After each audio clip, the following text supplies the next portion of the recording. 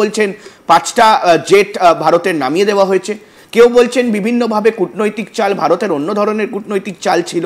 তো সে জায়গায় দাঁড়িয়ে সংবাদ মাধ্যমের যে পরিকল্পনা, কারণ আপনি দীর্ঘদিন সেখানে ছিলেন, আপনার মানে একেবারে যে বলা হয় এক্সপিরিয়েন্স, সেই ক্ষেত্রে কি বলে যে সংবাদ মাধ্যমের যে স্ট্যান্ড পয়েন্ট, সেই স্ট্যান্ড পয়েন্ট তো কিছুটা হলেও, মানে কিছুটা বলতে যদি 80% ধরি তাহলে প্রায় 80%ই কিন্তু ভারত বিরুদ্ধ। সেটা কি কোথাও গিয়ে নাড়া দিচ্ছে না আমাদের? দেখুন, বাংলাদেশের মিডিয়াও আন্ডার প্রেশার আছে। আপনি তো জানেন যে যখন ইউনূস সরকার এলো আর ওই স্টুডেন্টরা সব মিলে অনেককে সরিয়ে দিল, মানে জবরদস্তি, মানে তাদের অ্যাটাক করে। আমি জানি প্রথম আলোর মতন একটা নিউজ পেপারের অফিসে অ্যাটাক হলো, মানে বেসিক্যালি প্রেশার দিয়ে সরিয়ে দিল যে তারা নাকি মানে হাসিনা পন্থী কিংবা আওয়ামী লীগ পন্থী। এখন তারা ওদের এখন সবাইকে সরিয়ে দিয়েছে।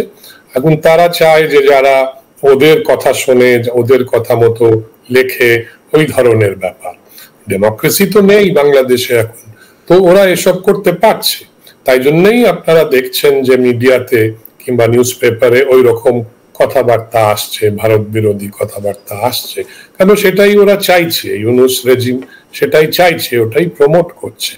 তো তাদের উদ্দেশ্য আমরা সব জানি, কিন্তু আমরা দেখছি যে এগুলো হচ্ছে। কিন্তু যেই আবার সরকার বদলাবে কিংবা কিছু একটা হবে, তাদের সুর আবার পাল্টে যাবে।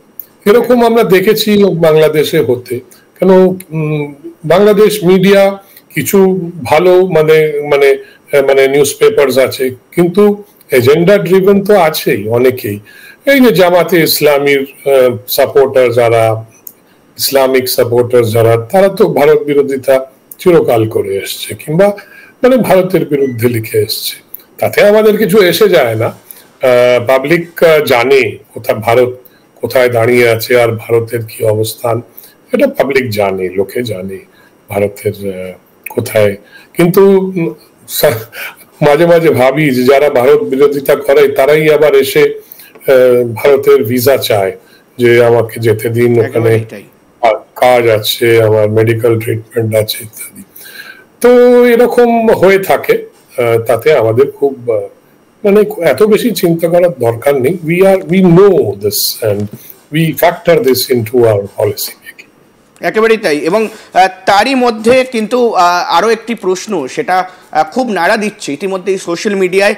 রিটায়ার্ড মেজর জেনারেল বাংলাদেশের ফজলুর রহমান, তিনি বলেছেন যে পাকিস্তান যদি ভারতকে হামলা করে তাহলে বাংলাদেশেরও হামলা করা উচিত, এবং 7 সিস্টার্স যে স্টেটস রয়েছে সেগুলো বাংলাদেশের দখল করা উচিত।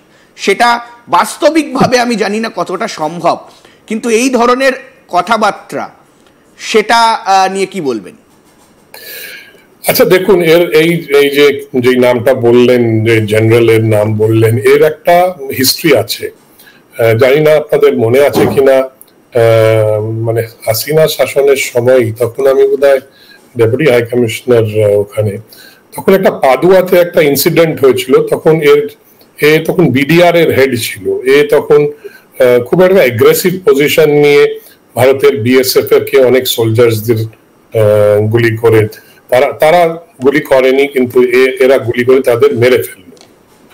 তারপর ওদের লাশগুলো নিয়ে খুব মানে একটা বিভৎস একটা মানে ডিসপ্লে করেছিল। তো সেই নিয়ে আমরা অনেক প্রোটেস্ট করেছিলাম। আর তারপর এই জেনারেলকে কিছুদিন পরে সরিয়ে দেওয়া হয়। একটা কথা আমাদের মনে রাখতে হবে, এইসব জেনারেলরা যারা পরের দিকে, এখন আর নেই। কেন, যখন জেনারেল মঈন 2006-5 যখন জেনারেল হলো, তখন উনি আমাকে একবার বলেছিলেন যে হাই কমিশনার, এখন আর আমাদের আর্মিতে কোনো পাকিস্তানি ট্রেন্ড অফিসার নেই। তো আমি সেটাই বলতে চাইছি, এরা সব পাকিস্তানি ট্রেন্ড অফিসার্স, এদের মাইন্ডসেট কিন্তু পাকিস্তানি।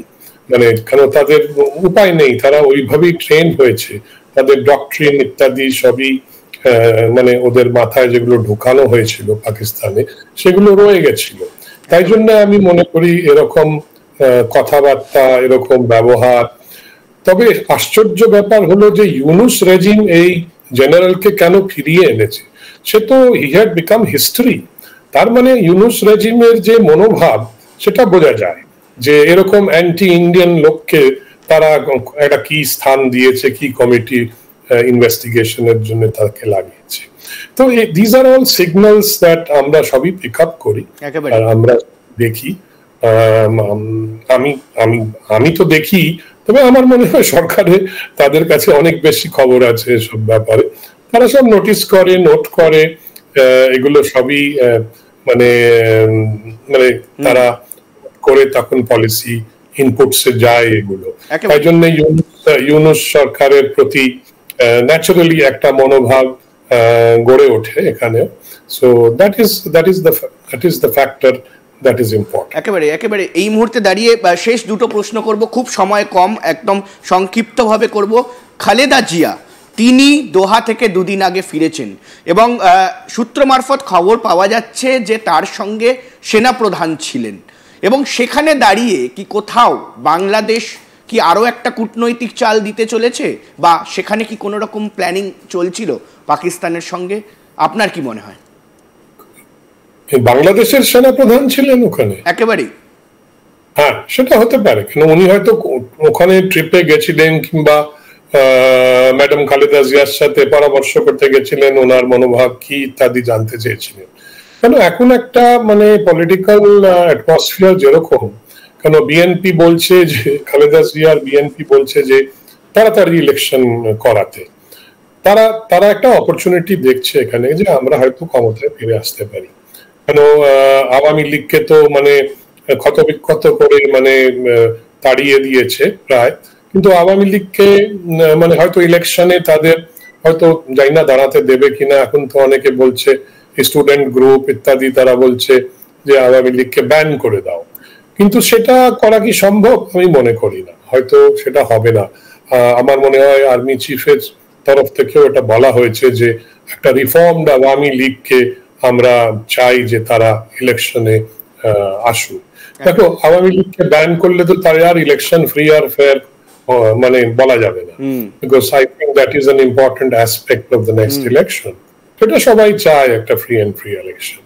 সেটা এখন ম্যানিপুলেট করে যদি আওয়ামী লীগকে মানে ম্যানেজ করে কোণঠাসা করে তাদের মানে ইলেকশন প্রসপেক্টস গুলোকে ড্যামেজ করতে পারে, সেটা ওরা করবে। আমার মনে হয় সেটা ওরা করবে।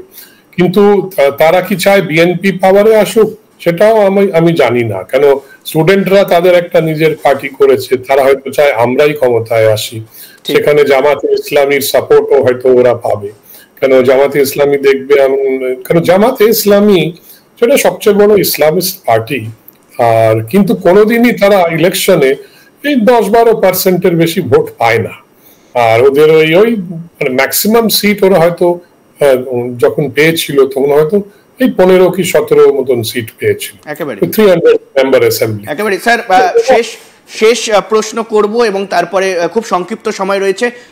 একেবারে খুব ছোট্টভাবে জানতে চাইব যে আগামী দিনে পাকিস্তান যদি ভারতে হামলা করে, তাহলে আপনি অনেক দিন থেকেছেন সেখানে, জানেন তাদের মানসিকতা, তাদের জানেন, যদিও বা সেখানে হাসিনা সরকার তখন ছিল, কিন্তু এখন কি এটা বলা যায় যে পাকিস্তান যদি পাল্টা হামলা করে বা যুদ্ধ যদি একেবারে সরাসরি হয়, তাহলে বাংলাদেশ পাকিস্তানকেই সাপোর্ট দেবে?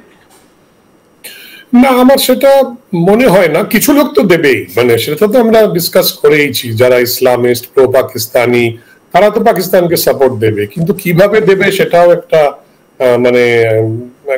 মানে আমাদের বোঝা দরকার। তারা হয়তো চেঁচামেচি করবে সোশ্যাল মিডিয়াতে, কিন্তু সরকার থেকে কি রকম সাপোর্ট দেবে আমি সেটা বলতে আই এম ডাউটফুল। কেন ওরা এরকম এর মধ্যে জড়াতে চাইবে না আমার মনে হয়। কেন ওরা নিউট্রাল থাকবে কিংবা বলবে আপনারা ডিপ্লোম্যাটিক ডক্স করুন, শান্তি ফিরে আসুক, যে লাইনটা ওরা অলরেডি নিয়েছে সরকার থেকে। আমার মনে হয় ওটাই হবে। একেবারেই। অনেক ধন্যবাদ স্যার আমাদের সঙ্গে যোগ দেওয়ার জন্য। ইতিমধ্যেই আমাদের সঙ্গে ছিলেন পিনাক রঞ্জন চক্রবর্তী, প্রাক্তন ভারতীয় হাই কমিশনার বাংলাদেশের, এবং ইতিমধ্যেই কিন্তু যে পরিস্থিতি চলছে সেই পরিস্থিতিতে দেখার বিষয় যে বাংলাদেশ তারা ঠিক কোন পথে এগোয় এবং তাদের স্ট্যান্ড পয়েন্ট কি হয়। কারণ পাকিস্তানের সঙ্গে যদি যুদ্ধ লাগে তাহলে কি বাংলাদেশ পাকিস্তানকে সাপোর্ট দেবে, আর যদিও বা দেয় তাহলে তাদের অবস্থা কি হবে। অবশ্যই আমাদের কমেন্ট বক্সে আপনারা কমেন্ট করে জানান, আপনাদের কমেন্ট আমরা অবশ্যই গ্রহণ করব। আপনারা দেখতে থাকুন আজ তক বাংলার ইউটিউব চ্যানেল, অবশ্যই সাবস্ক্রাইব করতে ভুলবেন না।